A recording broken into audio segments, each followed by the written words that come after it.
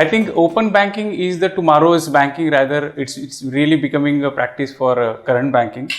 And a sandbox is a kind of a simulation which will help banks and fintech to collaborate furthermore in a faster manner. Typically, banks it takes 15 to 20 days to onboard any of the fintech, giving the access for a particular API, secure access rather. Through Sandbox, it's always 24/7 available for the fintech to come on board on that platform and verify their ideas and their prototypes with the Sandbox APIs.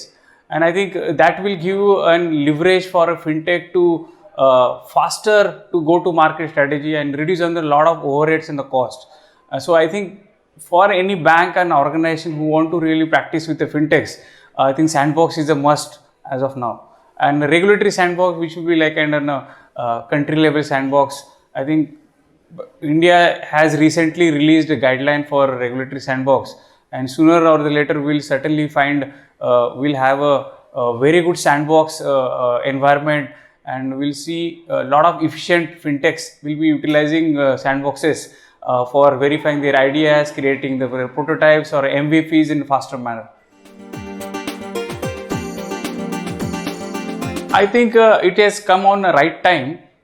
Fintech is really boom in India, and we need to support fintech in India in year 2019, so that we'll have more and more quality fintech companies who will support the Indian banking ecosystem, financial inclusion, various other financial agenda for India. To have a successful fintech, we need faster success for their ideas and their products. And having a regulatory sandbox into the picture for banks and insure and BFSI industry, that will really reduce down the time for these fintechs and banks to succeed faster manner. So today, without regulatory sandbox, we struggle a lot. Fintechs are struggling for to go to every bank, and every bank they cannot really spend practically 15-20 days to get an API and to validate their products.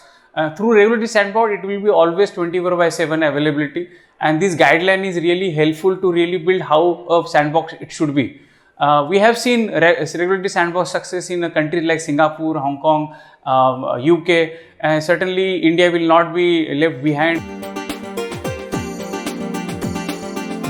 And certainly we'll see with the rise of IoTs, wearables and connected platforms in near future, and with the rise of 5G connectivity and rise of mobile devices, we'll see mobile economy will go high, and you will find IoT devices will be performing financial transactions on behalf of human beings, provided how they are being configured. To do that, we need to have a very robust backend architecture, which will be provided by this open banking architecture. So that's tomorrow's banking, and that's what I say. Always say it's a complete digital storm which will be waiting for.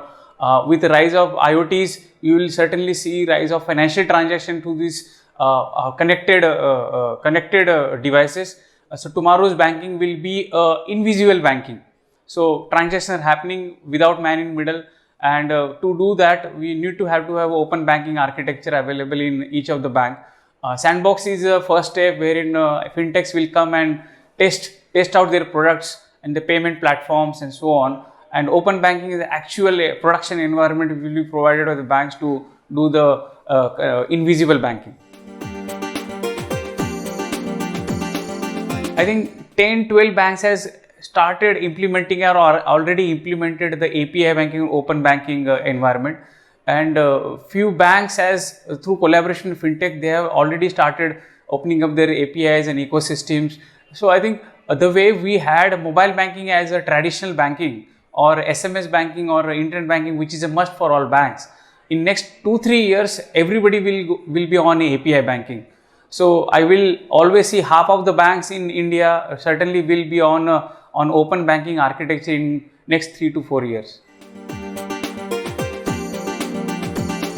I think challenge it's a discipline with the sandbox or open banking or fintechs are going hand in hand. The security will be the one of the most important aspect for the organizations. We do handle the security of applications or mobile applications or systems in a different way. But here you are opening your complete banking through the APIs to that fintech and through the end user.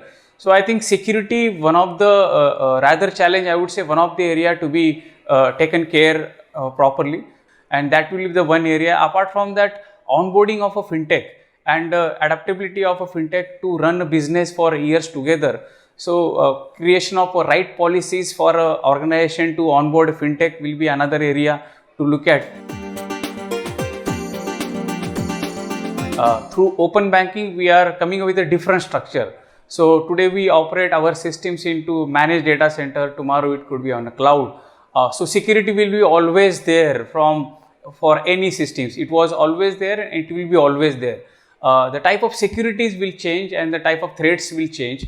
And certainly there are a lot of best practices, frameworks, tokenization or encrypting end-to-end financial requests which is coming from the fintech to this open banking and ultimately reaching to the core banking.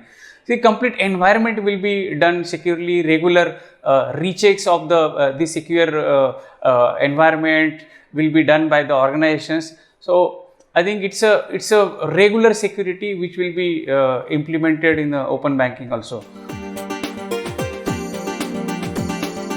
I think it's a high time for banks to build sandbox or open banking architecture. If any bank wants to be there in the future, along with other existing channels like ATM, POS or mobile internet banking, I think open banking is the next level channel which will be utilized by customers ultimately through the various lucrative offers they see around them. And bank, if they want to really reach out to the customer 24/7, they have to open up their services through form of the APIs, and they have to partner or collaborate with the fintechs. So that's the mantra of a success in year 2019.